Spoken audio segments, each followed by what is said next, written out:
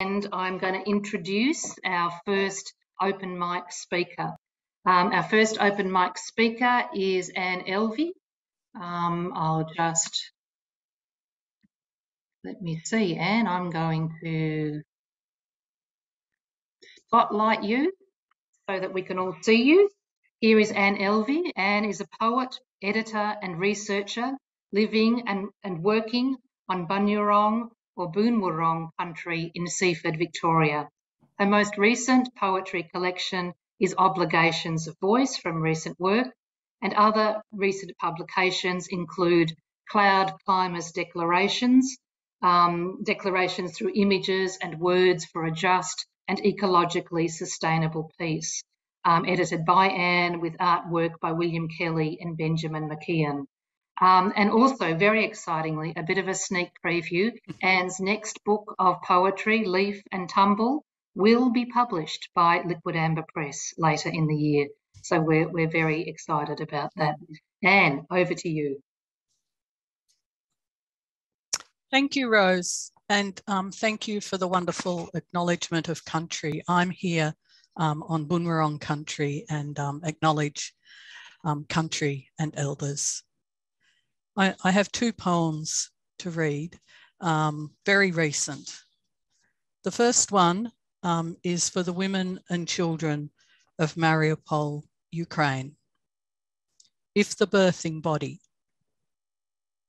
If the birthing body labours, if the birthing body labours between, if the birthing body labours between self, if the birthing body labours between self and another, if the birthing body holds, if the birthing body holds and unholds, if the birthing body holds and unholds in a rush, if the birthing body holds and unholds in a rush of waters, if the birthing body opens, if the birthing body opens too, if the birthing body opens to a lively, if the birthing body opens to a lively unknown, if the birthing body says, if the birthing body says yes, if the birthing body says yes, heaving, if the birthing body says yes, heaving and sweating, if it is winter or spring, if it is winter or spring or summer, if it is winter or spring or summer or autumn, and if it is war and bombs, if it is war and bombs target, if it is war and bombs target the birthing. If the birthing body says yes, heaving and sweating, if the birthing body opens to a lively unknown, if the birthing body holds and unholds in a rush of waters, if the birthing body labours between self and another. And the second poem is called Elm Sonnet, and it's in memory of Geordie Elverston. Limbs twine, the latticed curves of a complex mathematics, your genius. An old inchoate thing resembles a seed box, the way it opens to become this bold multiplicity of branch and weave, resisting easy equation, like your words, strung and stitched and interrupted. Each leaf's a wind rustle of gold-green light that's heard after kookaburra's call, or the screech when sulphur-crested cockatoos swing by, fleet as the puzzle of a poem that sees an else. Lichen clings like age under sky to trunks coarse bark, bound as the need to sing this creek here at your quenched roots quickening. Thank you. Thank you so much, Anne. What an absolutely wonderful, powerful start to the evening. I feel really, really honoured. Thank you. Okay, our next open mic speaker is Stephen Smithyman. Stephen is a retired school teacher living in Melbourne. He's published 2 collections of poetry and is currently working on a collection of short stories. Over to you, Stephen. Thank you.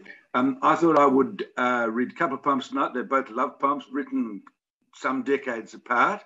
The first one does contain a reference which I thought might be a bit of a reminder to something that Mark and I share, I think, going back quite a few decades once again.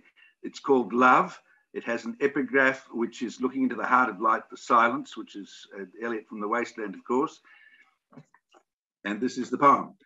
I was never much good at love, could never really say the word. Yet that afternoon late in the acting studio at the VCA, after everyone was gone, dust motes floating in sunbeams slanting through the windows, when I had propositioned you for the umpteenth time and you had turned me down for the umpteenth time, I looked at you and the whole of our future rose up in my throat.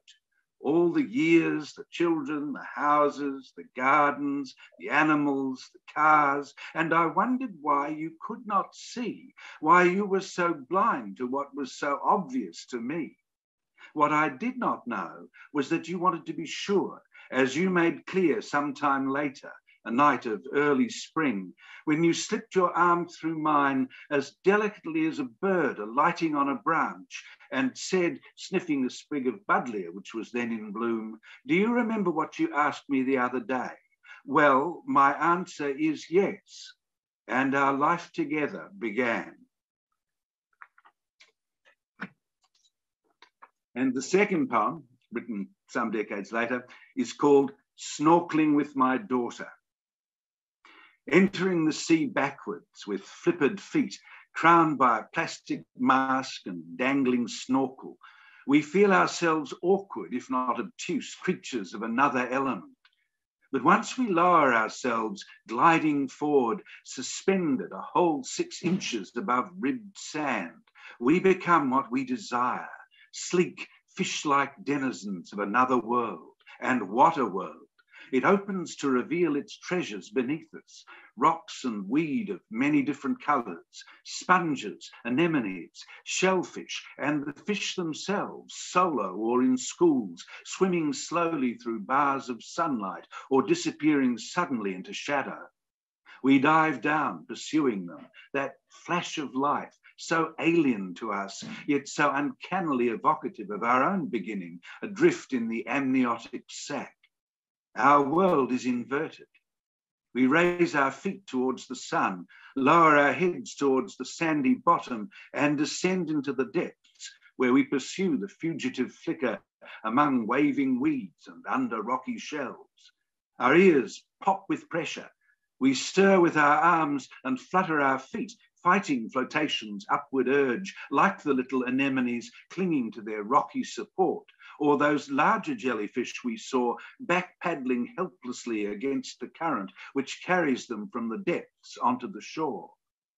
Finally, unable to resist any more ourselves, we rise to the surface, lungs bursting to taste the sweet air of our native element. We are well satisfied with our return. We have been out of our element. We have seen strange beauty, and we are reborn. Absolutely wonderful, Stephen. How inspiring. How inspiring. And I'm glad that several decades later, things were still going well. I was getting a bit worried for a minute there. That's right. Fantastic. Thank you so much. Thank you. Okay, our next open mic speaker is Rose Van Son. Rose's, love the lovely name, latest collections are Cloak of Letters and Nature's Warehouse. She's won prizes in poetry, including haiku and creative non-fiction, and has been published in literary journals. In 2015, she was guest poet at the Perth Poetry Festival, the New Norcia Writers Festival in 2018, and the York Festival in 2021. Sounds like she loves festivals. She loves history as well, nature and language, its sounds and possibilities. She writes with her ears. Her journal has become a resource she can't live without. She delves into the past to find the future. And that wasn't even the poem. So over to you, Rose. Thank you very much. Thank you. 2 poems. Thank you. It's lovely to be here. Witness stand, Fish Market Reserve. 1. On the banks of the Derbyl Yerrigan, I sit on bleachers, 7:30 time slot, rain stopping for the morning, river gleams, a gentle hush. A man in a canoe slows his paddling, mouths, what is going on here? River, usually his at this time. Trees tremble birdsong, cormorants in trio, fly past, riverside. Close your eyes, listen, can you hear? Rainbow serpent, elder stories repeat, conversation swarms, rivers flow, spirit ears, long for Friday afternoon. Witness stand, women sing, hum an aria, adagio, privilege, private time, open-mouthed, cantata, a song. I open, close my eyes, river, narrow here. Dream, a recurring dream, a recurring dream. Someday I will cross the great river. I will call Marley home. A great egret shows off her snowy neck. Red-tailed black cockatoos shriek a welcome. Women's chorus continues. A slow dance, strums, triple time, another chord, cadence absorbs, waters flow.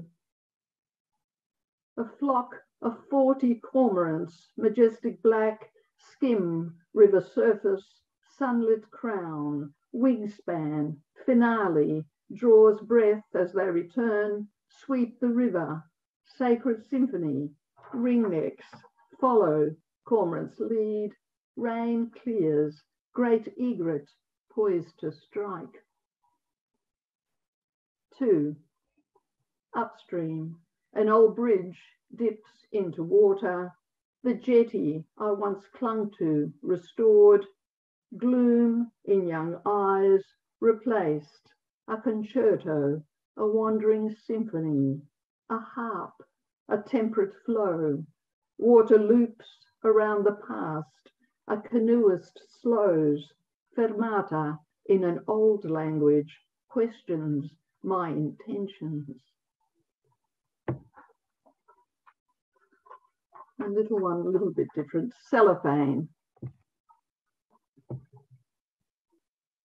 It seemed fitting, the basket filled with homemade, one each, she said, as she placed the gifts, generous in their cellophane wrapping, on the bench. She had given her time, a sister's gift. These are sweet, and these, holding them up in celebration of the day to come, these are savoury, and it seemed fitting, too, after she left, to display the biscuits in the basket their mother had brought from the old country decades earlier, a basket woven by her uncles, for they were millers who did a little weaving with willow branches dried from the hillside when there was time, when no grain to mill.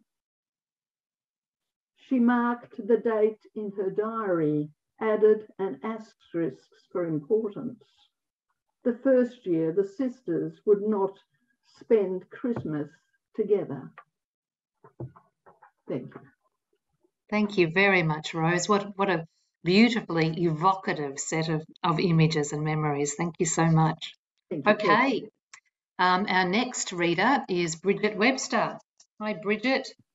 Bridget, hello. Hi, great to have you with us. Bridget is a video editor by day and a proudly amateur poet by night. We can all relate to that because none of us are paid, with emphasis on the etymology of amateur coming from the Latin amare, meaning to love. She likes insects, eye contact, music, I better look at you then, Bridget, savoury oatmeal, and of course words. She's recently dipped her toes into theatre after spending some time making films. This is her first time reading poetry, and we're so glad that you're doing it with us. Welcome, Bridget. Thank you. I have 2 poems. The first is called Sentimental. I've always been bad at this, scratching at scabs, unable to let a tooth socket alone with my tongue, that muscle of instinct, that creature of habit, most animal, animate. The lingua of loss made allegro and mad, until what I have kept is all blur-marked and murky, some nubulous sea glass, some time-turned sift. So in the cave of my mouth, lying low and littoral, I have a raw thing, wetly and redly inhabiting. Yes, it must be better to let alone be alone. And the next one is very recent, a little unedited, but we'll go for it. And it's about, I guess, aging and being more acutely aware of it than I thought I would be. It's called What Roots Know. Fruit trees grow in concert in every house I've found. Not found myself, but found, have built, with smooth, shaking hands and tumbling over plans. Fruit peeled and subdivided into sensible slices that thinly legitimize my more puerile vices, saying, look, I have arrived. I am eating house-grown fruit. In one, we shit outside. Like animals, we don't mind. Every laugh is drawn from the well of my belly. In one, a stained glass pussy protects the kitchen sink, and music floats and flickers down the stairs. In each, we have weapons that are only found in the honeyed time, capsule of a cup of tea, made sharp and bright, with fond songs sung in the forging and grey matter whetstones flushed pink. There are instruments growing in my chest that have no name, but the sound they make turns me toward the ripe pulse of fig, lemon, and pomegranate. This is the beginning of the middle of my life. I think my mane is growing in, or maybe I am growing into it. This is what roots know. A slow, rich understanding, an ancient embryonic multi-hyphenate embrace of this must be the place as life moves through time and time contuses space. Often the fabric of it all, the stuff, cloaks me in quilt, a settled downy weight, smells like patterned moth fossil, a patterner of dust, like being tucked in so tight at grandma's house, you could choose to feel trapped or choose to feel safe. Each morning, this is still the hardest bed to make. Still, I feel the stitches, those needle bright breaths, where life is a funny, pale fairy leaping in my throat. They are fewer now, so I try and name them now. I promise not to make a topiary of these moments, to remember that a night sky can be made neuronal, with stillness, with eyes adjusting. I want to go on the long walk and feel the weight of fruit in my pockets grow heavy and heavier with each languid, swinging step. Thank you. Oh, wow. Thank you, Bridget. I think you've blown us all away. That was absolutely wonderful. And I can't believe that you haven't, performed your poetry before. So you did that so confidently and fluently and absolutely movingly. So thank you so much for sharing that with us. I should say that Bridget won one of our first door prizes at the Liquid Amber Poetry Zoom. So, I think in our small way, we've contributed to this rising star. So lovely to have you, Bridget. Thank you. Okay, our next speaker tonight is Nikki Casamatas.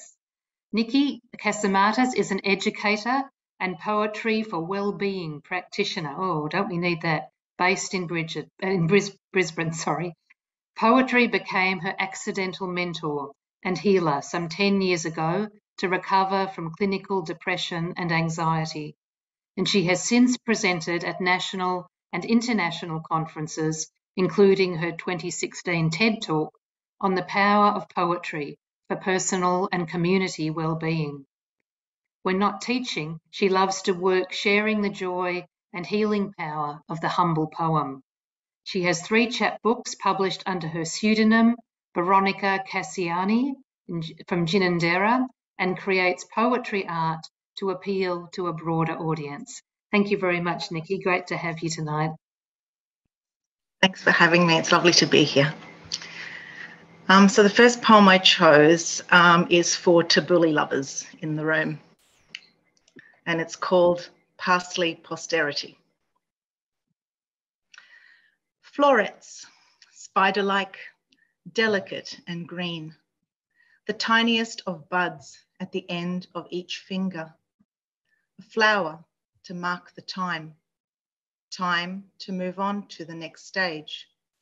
Each bud, the potentiality of posterity.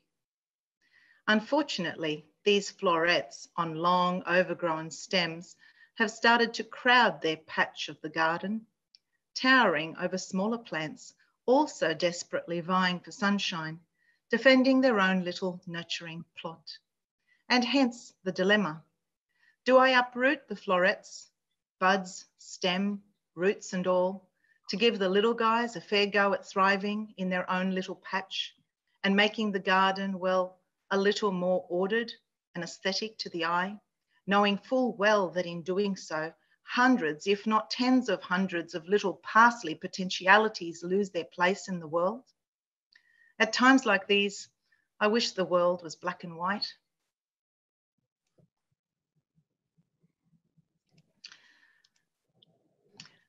And this one is called Tabitha, and it's an ode to a historical figure. What task is yours this day, your day of rest? The tunics that you crafted, now conduits of grief at your lifeless hands, hands whose skillful spirit just yesterday passed through their gentle woven fibres to embrace with invisible anticipation the real life mannequins for whom they were crafted.